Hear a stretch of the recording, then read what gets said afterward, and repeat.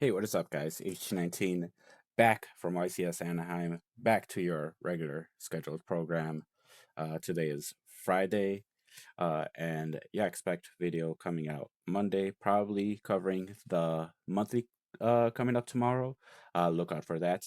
Today, what we have here is looking at the two most recent Ultimate Time Wizard winning decks.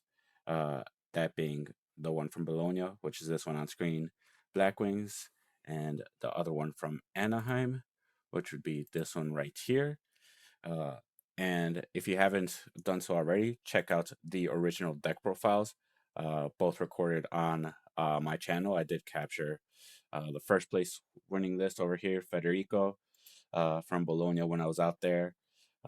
Huge pleasure to be able to travel out there and see their metagame, their style of play, and just experience European Yu-Gi-Oh! And yeah, I mean, just going to Europe in general. And then also, we did manage to get Bruce again on the channel. Don't forget to check it out. I know a couple of people got this deck profile as well, but I did kind of a speed run deck profile. I mean, both of them are kind of on the shorter end, but I mean, you know, we try to get to the point, right? So yeah, let's look at the decks. I did get a chance to actually play both decks uh, just for a bit, and one thing that I could say is that the Blackwing core is very powerful, and that definitely helps carry all the other tech choices. And I mean, I guess that leaves to space to say is like as long as you got a solid core, the other cards are very interchangeable, and they could either just be straight up filler or try to help accomplish something else. Uh, what I feel is both these decks are well, first of all, looking at this one's super defensive, with a huge amount of trap cards. The compulses are very interesting, uh, which is good for mainly like a Value Turbo matchup, for example, or maybe even like a Frog Hero matchup to try to get rid of absolute zeros. Uh, but yeah, and then I also wonder how well these D Crows did for him again, uh, against Vi Turbo mainly. So maybe he played against a lot of Vi Turbo, and his deck was just teched out for that. I'm not sure how good this is against the mirror match because I mean, unless your opponent is synchroing a lot, I don't think Compulse is very good because, like, I mean, you're just giving them back their normal summon. If they have Ruin, they're just gonna keep on searching off of it. Uh, and also, uh, yeah, I mean, Compulse is like if you're not getting rid of an extra deck monster, it just inherently a -1.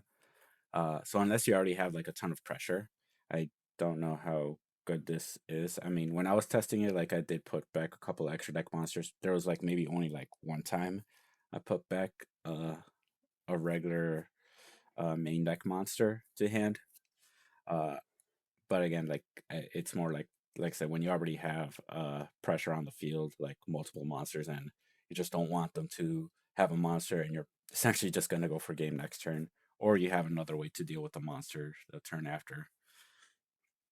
But yeah, I mean, like I said, the core in itself is all there. It's like maxing out on all the Blackwings, choosing to play only one value. Uh, with that being said, with only one value, I would definitely just move the Chimera Tech to the extra deck, cut an Armor Master because it's not going to come up, and now you have another free spot. One thing about this deck that I would be a bit worried about is playing against a Royal Decree deck, because I mean a lot of trap cards, and in the side deck it's also a lot of trap cards, uh, and I mean one of those decks being like a Lighthorn variant. Rely Imprisoning Mirror is in the side deck, but again it's a trap card, so if you run into a Decree, it might be kind of tough. Also, I don't see a clear way to get rid of Consecrated in this deck, which is also kind of uh, concerning. Or like I would be worried playing against the meta, uh, especially now that like there are other decks that aren't specifically like light torn decks or light decks or fairy decks that play consecrated now. Uh, and yeah, I mean, you just need ways to get rid of that, which is when we get to this list here, Bruce's list. Uh, you see, one of the things is Smashing Ground. That is one way to get rid of it. Another way is to set it with Book of Moon. That way you could quickly summon your monsters, synchro into a non dark monster and attack over it. Uh, but instead of Smashing Ground, what we've found is Fissure works a little bit better because it's always gonna get rid of the consecrated for the most part. Uh, and Smashing Ground might not, right? So uh, there's just that little switch that I would do to this.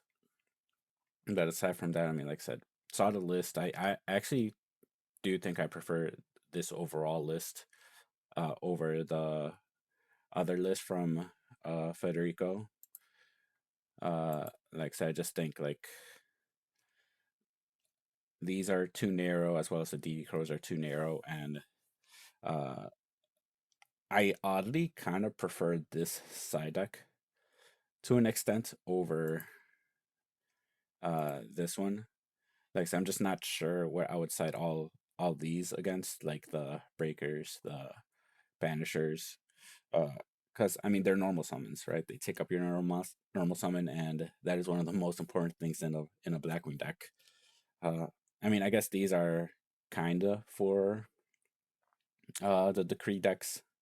It's like breaker deals with decree. This deals with it's a light monster, so I guess you could beat over a consecrated with it.